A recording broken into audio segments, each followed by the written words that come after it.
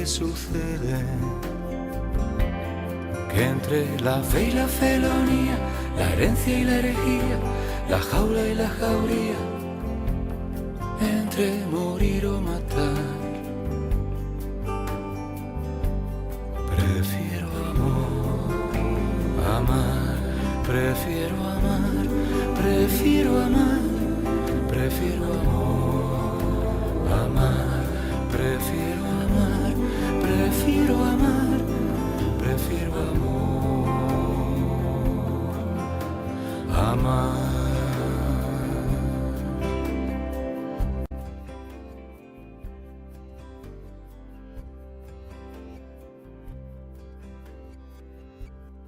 Hola, ¿qué tal amigos y amigas? Viste, el lunes pasado, 3 de julio, se ha celebrado el Día del Dharma o del Dhamma en Pali.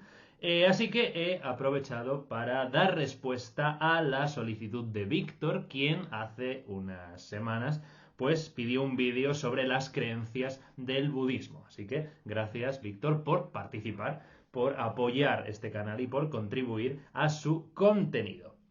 Tengo que empezar aclarando que hablar de creencia en el budismo o de creer es inexacto, ya que es una palabra de origen latino, no viene de credere, que viene de cordo, de entregar el corazón, ¿no? Compartido en su sentido etimológico con lo que ocurre en todas las religiones, pero sin duda muy alejado del sentido que le damos nosotros a esa palabra, ¿no? De creer o de creencia en una religión como el budismo, que se desarrolla primero en Pali, luego en sánscrito y finalmente en buena parte del conjunto de lenguas de Asia, ¿no? Especialmente en las lenguas sino-tibetanas e indo-arias. Así que antes de utilizar el término creencia, voy a emplear la palabra doctrina, que aunque también tiene un origen latino ajeno a las lenguas de Asia, viene del latín docere, que significa enseñar, ¿no? Por lo tanto, la doctrina es lo que se enseña y esto sí es aplicable al budismo y a toda religión porque todas transmiten una enseñanza. Así que en ese sentido voy a hablar de la doctrina budista, de la doctrina del budismo.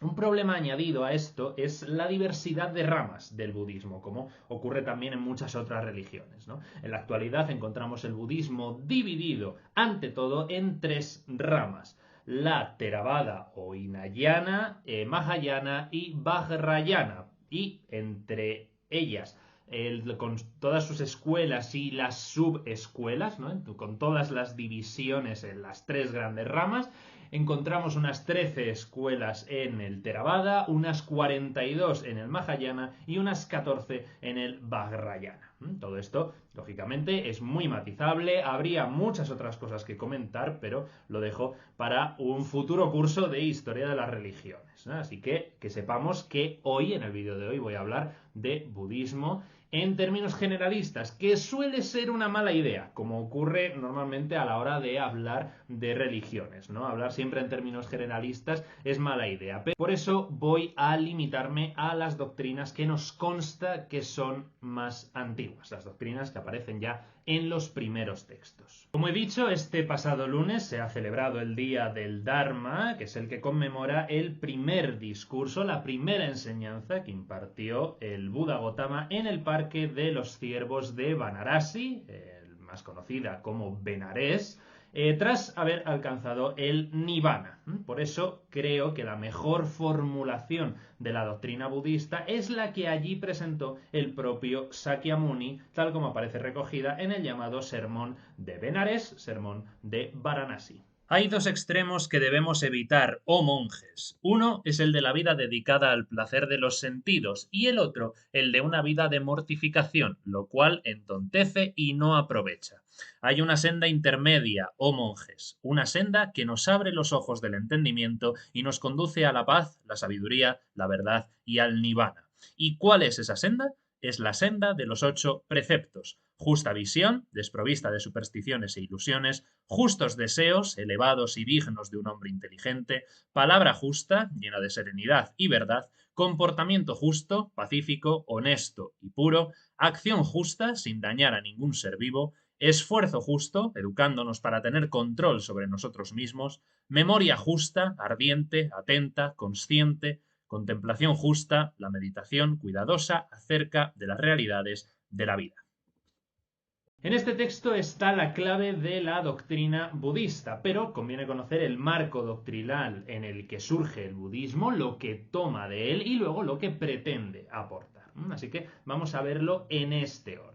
El marco es sin duda la sociedad brahmánica, ¿no? El brahmanismo es el término empleado generalmente para referirse a esa espiritualidad de transición entre la antigua religión védica, que cayó en desuso en torno al siglo VI antes de la era común, más o menos la época en la que nace Siddhartha Gautama, el futuro Buda, y lo que se ha conocido posteriormente en Occidente como el hinduismo, lo que se ha llamado el hinduismo, que empieza a desarrollarse a partir del siglo III antes de la era común. Pues bien, de esa religión brahmánica, el budismo, lógicamente, heredó algunos aspectos que todavía perviven. El primero es el samsara, ¿no? La cosmovisión budista de la vida contempla la existencia de un ciclo de muerte y renacimiento denominado samsara.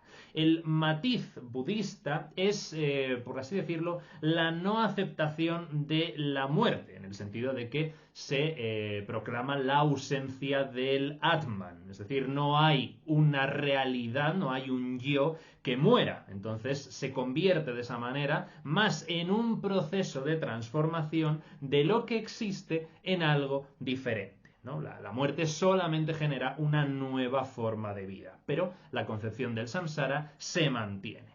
Segundo, el karma, ¿no? Todo aquello que queda sin resolver en la cadena universal de la causa-efecto queda pendiente y por lo tanto provoca un renacimiento. Sin embargo, existe la posibilidad de que una persona rompa ese ciclo de muertes y renacimientos y se libere del samsara, ¿no? Eso es lo que se denomina en sánscrito moksha, es decir, la liberación, y entonces se alcanza el nirvana, el estado de extinción, de serenidad, de claridad, ¿no? Nirvana en pali, nirvana en sánscrito.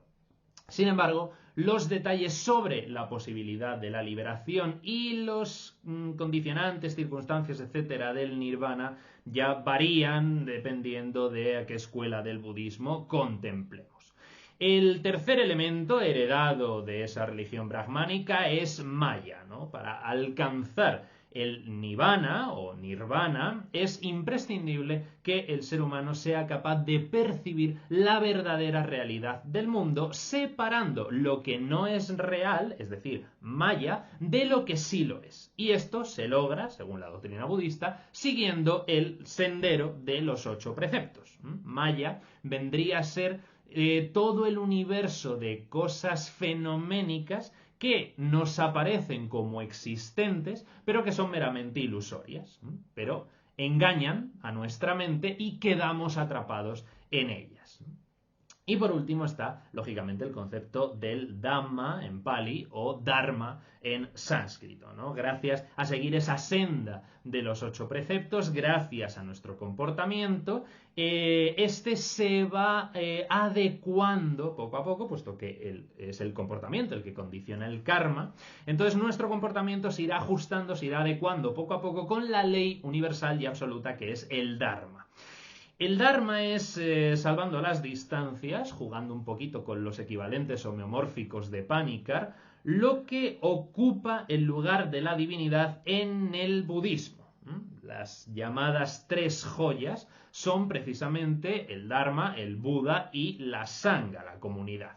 Así lo establece la fórmula del triple refugio, que es una suerte de lo que podríamos llamar confesión de fe, desde luego mucho más cercana, más semejante a la sajada islámica que al credo cristiano, pero que tiene su origen claramente y su inspiración en la fórmula del triple refugio que aparece también en el Rig Veda y en el Shandogya Upanishad.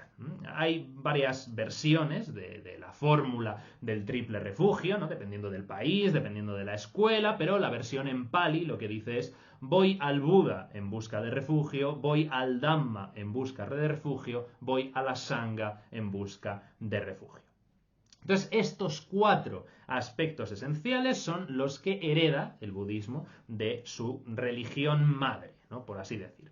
Ahora voy a intentar explicar brevemente la novedad, entre comillas, de la doctrina budista. Y digo entre comillas porque en aquel primer discurso del Parque de los Ciervos, conocido como Dharmachakra Pravartana, es decir, primera vuelta de la rueda del Dharma, el Buda Gotama dijo explícitamente que esa enseñanza no la había creado él, sino que eran verdades eternas que habían permanecido ocultas y que él había recibido en la iluminación. Básicamente se hace un fácil paralelismo con Muhammad con respecto a la revelación islámica, ¿no? En otro vídeo hablaba sobre las claves de la vida del Buda y en otro sobre el simbolismo de su iluminación. Bueno, pues la primera revelación que recibió Gotama en Bodh Gaya fue, primero, el conocimiento de sus vidas pasadas. La segunda fue la noticia, la plena consciencia del nacimiento de otros seres. Y por último, le fueron reveladas las 4 nobles verdades, que es lo que constituye el marco, vamos a llamar, teórico de la doctrina budista. Estas 4 verdades tienen que ver con la identificación de las causas, consecuencias y tratamiento del dukkha. ¿Veis? Dukkha que, aunque a menudo se ha traducido en favor de la comprensión por sufrimiento, su significado es en realidad bastante más amplio, ¿no? Si no habéis visto el vídeo que he grabado esta semana sobre el dukkha, pues id a verlo y volved luego, porque si no, no os vais a enterar bien del sentido último de las 4 nobles verdades. Por cierto, es importante también señalar que el Buda nunca consideró las 4 nobles verdades como lo que podríamos llamar dogmas de fe, que también habría que revisar ese término, ¿eh? Porque el tema de la palabra dogma también tengo que hacer un vídeo explicando su significado real, pero la equivalencia es esta, ¿no? El Buda nunca llegó a decir que eran lo que hoy nosotros podemos llegar a entender como dogmas de fe, sino que consideraba que eran conocimientos surgidos de la propia experiencia, ¿no? En eso el Buda siempre fue muy crítico con la tradición, ¿no? Con las enseñanzas transmitidas, y entonces siempre decía que había que cuestionarlas y ponerlas siempre en práctica. Esto lo dijo él y lo han dicho todos los grandes sabios, ¿no? De las religiones. No es tanto ese conocimiento teórico, esa aceptación teórica, como a la hora de ponerlo en práctica. Bueno, la primera verdad, ¿no? La primera noble verdad es que toda la existencia humana es dukkha. Tenemos dukkha al nacer, al estar enfermo, al perder lo que amamos, al estar en un trabajo que no nos gusta, al desear lo que no tenemos, al envejecer, al morir. Por lo tanto, ante la constante sucesión de experimentación del dukkha, nunca se alcanza la felicidad plena. Esa es la primera noble verdad. Segunda noble verdad. El dukkha tiene una causa, o, según el Buda, tiene 3 causas, que es lo que él denomina venenos, que son, a saber, la ignorancia, el anhelo o el apego y el odio o la aversión. El ser humano no sabe que todo cuanto hace lo hace movido por uno de esos 3 venenos, ¿no? Y esta es la gran tragedia, ¿no? Porque todo eso le conduce siempre a la permanente insatisfacción. Entonces se aferra a cosas transitorias por considerar, o mejor dicho, por desconocer la auténtica naturaleza de la realidad, y entonces no presta atención a los valores inmateriales que le ayudarían a su desarrollo espiritual y finalmente a alcanzar la liberación. Entonces, la segunda noble verdad, básicamente, lo que dice es que ninguna persona, ninguna acción, ninguna meta, ningún objeto puede proporcionar una satisfacción personal al yo, dado que el yo no existe. Es otra ilusión de la mente, ¿no? Y entonces nos esforzamos por aferrarnos a esas cosas o por rechazarlas, ¿no? Pero al final estamos jugando en la red de Maya, ¿no? Y entonces estamos condenados siempre a estar perpetuamente insatisfechos. La tercera noble verdad es que el dukkha puede extinguirse, ¿no? La primera es el reconocimiento del dukkha como clave de la existencia. El segundo es que ese dukkha tiene una causa, y la tercera es que esa causa puede extinguirse y por lo tanto el dukkha también, ¿no? Si el dukkha tiene una causa, lo que hay que hacer es combatir esa causa, eliminar esos venenos, esas pasiones, negándoles acogida dentro de nosotros, ¿no? Y eso es precisamente el sunyata, es decir, el vacío o la vacuidad tan célebre de los sutras budistas, que constituye en realidad el corazón del Buddha-dhamma, ¿no? La idea de ese vacío con respecto a esos tres venenos. Y por último, la cuarta y última noble verdad es el método para hacer esto, ¿no? Es la metodología para extinguir las causas del dukkha, que es efectivamente la senda de los 8 preceptos o el noble sendero óctuple, que es un camino basado en la sabiduría, en la ética y en la meditación que lleva al practicante al fin del dukkha. Y una vez que el dukkha se extingue, también ese estado de extinción también se sale, se abandona, se escapa del samsara y se entra en el nirvana. Esto es, por así decir, el marco teórico, ¿no? La fase teórica, el diagnóstico. Ahora viene lo que sería la práctica, la terapia que hay que realizar y que consiste en esos 8 caminos, ¿no? Por eso la rueda del Dharma, que suele ser el símbolo tradicional del budismo, generalmente hay representaciones artísticas que no lo respetan, pero generalmente el Buddha Dharma suele tener 8 ejes, ¿no? Y por lo tanto no se trata de hacer primero uno y luego otro, sino en practicarlos los 8 de manera igualitaria, al mismo tiempo, no progresiva. Entonces, el noble sendero es una serie de normas basadas en una enorme autoexigencia y en la necesidad de mantenerse siempre en un estado de moderación, en un estado de equilibrio. El Buda rechazó la mortificación y el ascetismo, que había probado a lo largo de los comienzos de su vida como renunciante, como vimos en ese vídeo, ¿no? Pero también rechaza la vida fácil y complaciente que también había experimentado antes de ser un renunciante. Entonces, las 8 sendas o preceptos de ese noble sendero están agrupados en 3 conjuntos, ¿no? Está el conjunto de la sabiduría, ¿no? Que tiene todos los elementos mentales y cognitivos a los que pertenecen los 2 primeros preceptos. Está el conjunto de la conducta ética, que son los 3 siguientes. Y por último está el conjunto del entrenamiento de la mente, que son los 3 últimos. Entonces, vistos de uno en uno, esos 8 ejes u 8 radios del Dharma Chakra, que es como se refiere a este símbolo, esos 8 ejes son, el primero, Ditti, que es la visión correcta, como decía el sermón de Benarés, desprovista de supersticiones e ilusiones. El objetivo fundamental de este primer precepto es comprender debidamente las 4 nobles verdades y el Dharma. Lógicamente, porque si no hay una buena base teórica no se puede construir encima. Segundo, es lo que se llama sankappa, es decir, el pensamiento correcto, a veces traducido como intención, motivación, aspiración, ¿no? Está centrado en los pensamientos, lógicamente, pero en los pensamientos y en los deseos elevados y dignos. Es decir, hay que evitar los instintos negativos, los 3 venenos. Un entrenamiento personal. Al mismo tiempo, tercer precepto, el vakya. Vakya es el hablar o la palabra correcta, ¿no? Llena de verdad y empleando palabras buenas, amigables, benevolentes, amables, significativas, útiles, ¿no? Evitando, por lo tanto, la mentira, la calumnia, la difamación, el hablar irrespetuoso, el hablar frívolo.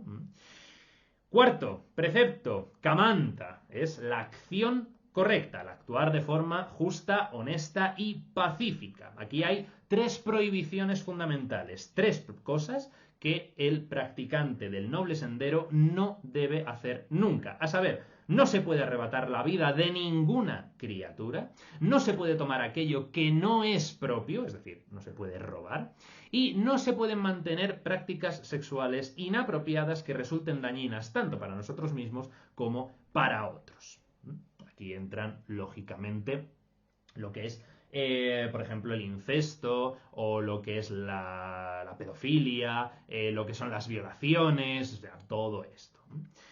Quinto precepto, ajiva. Ajiva es el modo de vida correcto, ¿no? Es desarrollar una profesión o una tarea vital que te mantenga, ¿no? Si no has tomado los votos y no estás en camino para convertirte en un bhikkhu o una bhikkhuni, ¿no? Que ya entonces entras en un monasterio y la cosa va un poco por otro lado, ¿no? Pero si sigues viviendo en el mundo civil, por así decirlo, pues tienes que encontrar y desarrollar una profesión en la que ni directa ni indirectamente se dañe a otros seres vivos o sistemas. Es decir, se prohíbe, por ejemplo, comerciar con armas, con bebidas alcohólicas, con venenos, dedicarte a matar animales. Tampoco se acepta el comerciar con humanos, bien sea a través de la esclavitud o de la prostitución, ni tampoco las formas deshonestas de ganar riqueza, como haciendo uso de corrupción, estafas, engaños, robos, intrigando, persuadiendo, mintiendo, etcétera, etcétera, ¿no? Fuera de todo esto, de aquello que pueda dañar de alguna manera a otros seres o a ti mismo, es lo que se defiende el modo de vida correcto, que claro, lógicamente tiene que estar en armonía con todos los demás preceptos. Todos los preceptos tienen que estar en armonía con todos los demás. Esa es la cosa. El sexto es vayama. Vayama es el esfuerzo correcto, ¿no? Manteniendo el control sobre nosotros mismos. Es lo que exige al practicante prevenir los pensamientos insanos que todavía no han surgido en su mente y destruir los que ya han surgido, al mismo tiempo que tiene que esforzarse por despertar, por producir los pensamientos sanos y buenos que todavía no han llegado y cultivar los pensamientos beneficiosos que ya tiene. El séptimo es sati, es la memoria o consciencia correcta, atenta, ser consciente de lo que ocurre a nuestro alrededor y en nosotros mismos en todo momento y en todo lugar, tanto en el plano físico como mental y emocional. Nada de dejar vagar la mente por los recuerdos del pasado y las preocupaciones del futuro. No, el resumen de sati es mantener la atención constante en el ahora.